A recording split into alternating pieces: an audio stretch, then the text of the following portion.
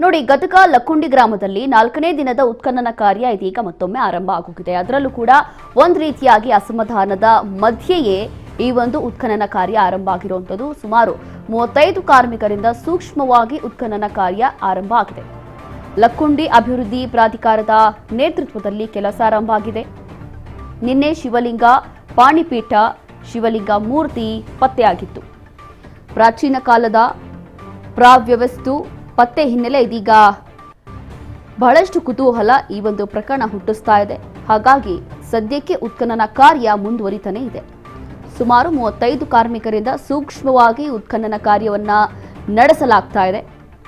ಇವತ್ತು 4ನೇ ದಿನದ ಉತ್ಖನನ ಕಾರ್ಯ. ಗದಗದ ಲಕ್ಕುಂಡಿ ಗ್ರಾಮದಲ್ಲಿ ಶಿವಲಿಂಗ ಪತ್ತೆಯಾಗಿತ್ತು. ನಿನ್ನೆ ಒಂದು ಹಾವು ಪ್ರತ್ಯಕ್ಷ ಕಂಡಿತ್ತು. ಅದಕ್ಕೂ ಮುಂಚೆ ಬಂಗಾರ ಸಿಕ್ಕಿತ್ತು ಈ ಒಂದು ಜಾಗದಲ್ಲಿ. ಅದರಲ್ಲೂ ಕೂಡ ಒಂದು ರೀತಿಯಾಗಿ ಅಸಮಾಧಾನ ಯಾಕೆ ಅಂತಂದರೆ, ಈ ಕುಟುಂಬ ಏನಿದೆ, ಈ ಒಂದು ಫ್ಯಾಮ್ಲಿಗೆ ಸದ್ಯಕ್ಕೆ ಮನೆ ವ್ಯವಸ್ಥೆ ಕೂಡ ಇಲ್ಲ. ಹಾಗಾಗಿ ಒಂದು ರೀತಿಯಾಗಿ ನಮಗೆ ಮನೆ ವ್ಯವಸ್ಥೆ ಮಾಡಿಕೊಡಿ ಅಂತೇಳಿ ಸರ್ಕಾರಕ್ಕೆ ಮನವಿ ಮಾಡಿಕೊಂಡಿದ್ದಾರೆ. ಕಾರಣ ಏನು ಅಂತಂದರೆ, ಆ ಒಂದು ಜಾಗ ಏನಿತ್ತು ಪ್ರೈವೇಟ್ ಪ್ರಾಪರ್ಟಿ ಇದ್ರೂ ಕೂಡ ಆ ಒಂದು ಜಾಗವನ್ನು ಸದ್ಯಕ್ಕೆ ಸರ್ಕಾರ ಅಕ್ವೈರ್ ಮಾಡಿರುವಂಥದ್ದು. ಹಾಗಾಗಿ ಒಂದು ಕಡೆ ಆ ಒಂದು ಜಾಗವನ್ನು ಇಟ್ಕೊಂಡು ಉತ್ಖನನ ಕಾರ್ಯ ನಡೀತಾ ಇದೆ. ಗದಗದ ಲಕ್ಕುಂಡಿಯಲ್ಲಿ 4ನೇ ದಿನದ ಉತ್ಖನನ ಕಾರ್ಯ ಈಗಾಗಲೇ ಆರಂಭ ಆಗಿದೆ. ಲಕ್ಕುಂಡಿಯಲ್ಲಿ ಬಗೆದಷ್ಟು ವಿಸ್ಮಯ, ಗೆದಷ್ಟು ಆಕೃತಿಗಳು ಇದೀಗ ಪತ್ತೆ ಆಗ್ತಾ ಇದೆ. ಶಿಲಾಯುಗದಲ್ಲಿ ಬಳಕೆಯಾಗ್ತಿದ್ದಂಥ ಆಯುಧದ ಮಾದರಿ ಕೂಡ ಇದೀಗ ಪತ್ತೆಯಾಗಿದೆ. ಕಲ್ಲಿನ ಆಯುಧ ಪತ್ತೆಯಾಗ್ತಾ ಇದ್ದಂತೆ ವಶಕ್ಕೆ ಪಡೆದಿದ್ದಾರೆ ಮೇಲ್ವಿಚಾರಣೆ ಅಧಿಕಾರಿಗಳು.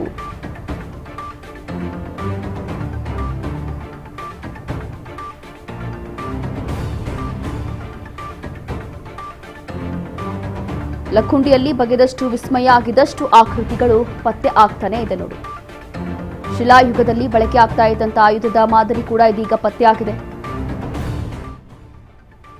ಒಂದೊಂದೇ ದಿನ ಯಾವಾಗ ಈ ಒಂದು ಉತ್ಖನನ ಕಾರ್ಯ ಮುಂದುವರಿತಾ ಇದೆಯೋ ಅಲ್ಲಿ ಬಹಳಷ್ಟು ಇತಿಹಾಸ ಇಲ್ಲಿ ಗೊತ್ತಾಗ್ತಾ ಇದೆ ಈಗ.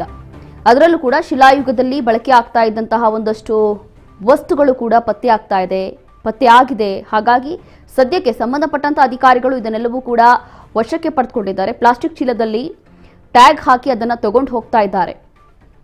ಗದಗದ ಲಕ್ಕುಂಡಿಯಲ್ಲಿ 4ನೇ ದಿನದ ಉತ್ಖನನ ಕಾರ್ಯ ಸಂದರ್ಭದಲ್ಲಿ ಪತ್ತೆಯಾಗಿರುವಂತಹ ವಸ್ತುಗಳು ಇನ್ನು ಏನೆಲ್ಲ ಪತ್ತೆಯಾಗುತ್ತೆ, ಇನ್ನು ಏನೆಲ್ಲ ಸಿಗುತ್ತೆ ಅನ್ನೋವಂಥದ್ದು ನಿಜವಾಗ್ಲೂ ಕೂಡ ಕುತೂಹಲ. ಒಂದು ರೀತಿಯಾಗಿ ನೀವು ಎಷ್ಟೇ ಆಗಿದ್ರು ಏನೇ ಮಾಡ್ಕೊಂಡ್ರು ಕೂಡ ಇಲ್ಲೇನು ಸಿಗೋದಿಲ್ಲ ಅಂತ ಹೇಳಿ ಇಲ್ಲಿನ ಗ್ರಾಮಸ್ಥರು ಹೇಳ್ತಾ ಇದ್ರು. ಆದರೂ ಕೂಡ ಸರ್ಕಾರ ಮಾತ್ರ ಬಿಡ್ತಾ ಇಲ್ಲ. ಕಾರಣ ಏನು ಅಂತಂದ್ರೆ, ಈಗಾಗಲೇ ಅಲ್ಲಿ ಸುಮಾರು 500 ಗ್ರಾಮ್ ಅಷ್ಟು ಚಿನ್ನ ಪತ್ತೆ ಆಗಿದೆ, ಬಂಗಾರ ಪತ್ತೆ ಆಗಿದೆ. ಅದೆಲ್ಲವೂ ಕೂಡ ನಿಧಿನ ಅಥವಾ ಅವರ ವಂಶಸ್ಥರದ್ದ ಅನ್ನೋ ಮಾಹಿತಿ ಈಗಲೂ ಕೂಡ ಕನ್ಫರ್ಮ್ ಆಗಿಲ್ಲ. ಈಗಲೂ ಕೂಡ ಸಂಬಂಧಪಟ್ಟಂತ ತಜ್ಞರು ಬರ್ತಿದ್ದಾರೆ, ಪರಿಶೀಲನೆ ನಡೆಸ್ತಾ ಇದ್ದಾರೆ. ಆದರೂ ಕೂಡ ಸರ್ಕಾರಕ್ಕೆ ಒಂದು ಕ್ಲಾರಿಟಿ ಬೇಕು. ಇನ್ನೂ ಏನಾದರೂ ಆ ಜಾಗದಲ್ಲಿ ಸಿಗಬಹುದಾ ಅಥವಾ ಇಲ್ವಾ? ಫೈನಲಿ ಅಲ್ಲಿ ಏನು ಇಲ್ಲ, ಎಲ್ಲ ಮುಗಿದು ಹೋಯ್ತು ಕತೆ ಅಂದಾಗ ಆ ಒಂದು ಜಾಗವನ್ನ ವಾಪಸ್ ಆ ಒಂದು ಕುಟುಂಬಕ್ಕೆ ಕೊಡ್ತೀವಿ ಅಂತ ಹೇಳಿ ಒಪ್ಕೊಂಡಿದ್ದಾರೆ. ಆದರೆ ಅಲ್ಲಿವರೆಗೂ ಅವರ ಪರಿಸ್ಥಿತಿ ಏನು? ಆ ಒಂದು ಕುಟುಂಬ ಎಲ್ಲಂತೆ ಇರಬೇಕು? ಯಾವುದೇ ಪರಿಹಾರ ಕೊಟ್ಟಿಲ್ಲ. ಹೌದು, ನಿನ್ನೆ HK ಪಾಟೀಲ್ ಅವರು ಒಂದು ಸಭೆ ನಡೆಸಿದ್ರು. ಸಭೆ ನಡೆಸಿ ಆ ಕುಟುಂಬಕ್ಕೆ ಆದಷ್ಟು ಬೇಗ ಒಂದು ರೀತಿಯಾಗಿ ಪರಿಹಾರ ಮಾಡಿಕೊಡ್ತೀವಿ, ಏನೋ ಒಂದು ವ್ಯವಸ್ಥೆ ಮಾಡಿಕೊಡ್ತೀವಿ, ಒಟ್ಟಿನಲ್ಲಿ ಉತ್ಖನನ ಕಾರ್ಯ ಅಂತೂ ಮುಂದುವರಿಯುತ್ತೆ, ಅಲ್ಲಿ ಏನಿದೆ ಏನಿಲ್ಲ ಅಂತ ಹೇಳಿ ಎಲ್ಲರೂ ಕೂಡ ಕ್ಲಾರಿಟಿ ಸಿಗಬೇಕು ಅನ್ನುವಂಥದ್ದು HK ಪಾಟೀಲ್ ಅವರು ಮಾಹಿತಿಯನ್ನು ಕೊಟ್ಟಿದ್ರು. ಹಾಗಾಗಿ ಈ ಒಂದು ವಿಚಾರದಲ್ಲಿ ಒಂದು ರೀತಿಯಾಗಿ ಅಸಮಾಧಾನ ಯಾಕೆ ಅಂತಂದ್ರೆ, ಈ ಕುಟುಂಬ ಎಷ್ಟು ದಿನ ಬೇರೆಯವ್ರ ಮನೆಯಲ್ಲಿ ಇರ್ತಾರೆ? ತಮ್ಮ ಫ್ಯಾಮಿಲಿ ಅಥವಾ ಕುಟುಂಬಸ್ಥರು ಬೇರೆಯವ್ರ ಮನೆಯಲ್ಲಿ ಈಗಲೂ ಕೂಡ ಸದ್ಯಕ್ಕೆ ಇರೋವಂಥದ್ದು ಈ ಒಂದು ಕುಟುಂಬ ಏನಿದೆ ಆ ಕುಟುಂಬ. ಹಾಗಾಗಿ ಇನ್ನೆಷ್ಟು ದಿನ ಅಂತ ಹೀಗೆ ನಾವು ಬೇರೆಯವ್ರ ಮನೇಲಿ ಇರಬೇಕು ಅಂತ ಹೇಳಿ ಅಸಮಾಧಾನ ಹೊರ ಹಾಕ್ತಿದ್ದಾರೆ. ಆದಷ್ಟು ಬೇಗ ಪರಿಹಾರ ಕೊಡ್ತೀವಿ ಅಂತ ಹೇಳಿ HK ಪಾಟೀಲ್ ಭರವಸೆ ಕೊಟ್ಟಿದ್ದಾರೆ.